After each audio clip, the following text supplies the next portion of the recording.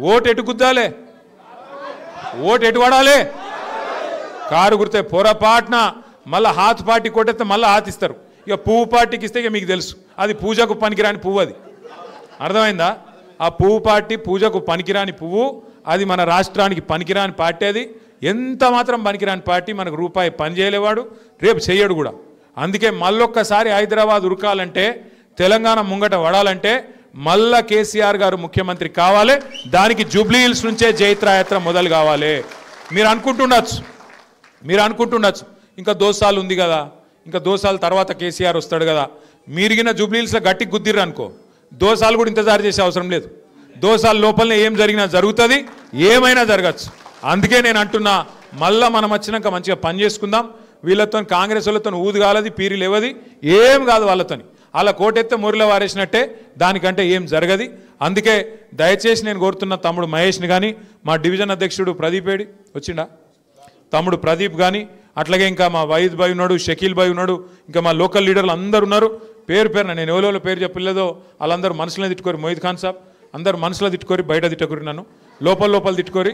కానీ జర్రా ఈ నెల రోజులు ఐకమత్యంగా పనిచేయండి, కలిసి కట్టుకుంటుండ్రి, గట్టిగా నడువుండ్రి. దయచేసి ఒకరికోలు చెప్పుకోండి. ఒక దీపంతో ఇంకో దీపాన్ని వెలిగించినట్టు.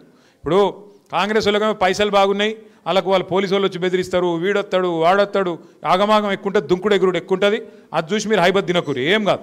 మీరు ఒక దీపంతో ఇంకో దీపం వెలిగించినట్టు ఒక్కొక్క ఆడబిడ్డ ఇంకొక ఆడబిడ్డని చెప్పాలి.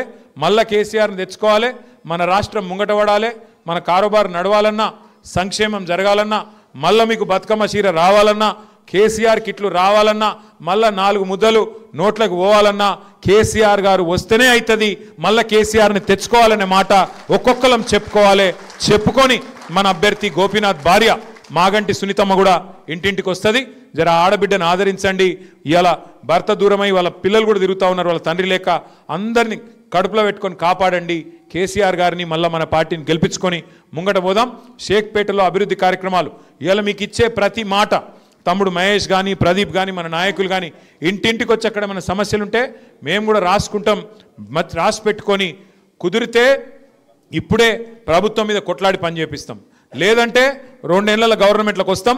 వచ్చినాక బరాబర్ నిలబడి పని చేయించే బాధ్యత మాదని మాట మళ్ళొక్కసారి మీకు తెలియజేసుకుంటూ, ఆకలి అవుతుంది మీకు కూడా. దయచేసి అందరికీ భోజనం ఉన్నది, భోజనం చేసి పోవాలని చెప్పి రిక్వెస్ట్ చేస్తూ, జై తెలంగాణ. కారు గుర్తుకే. Thank you.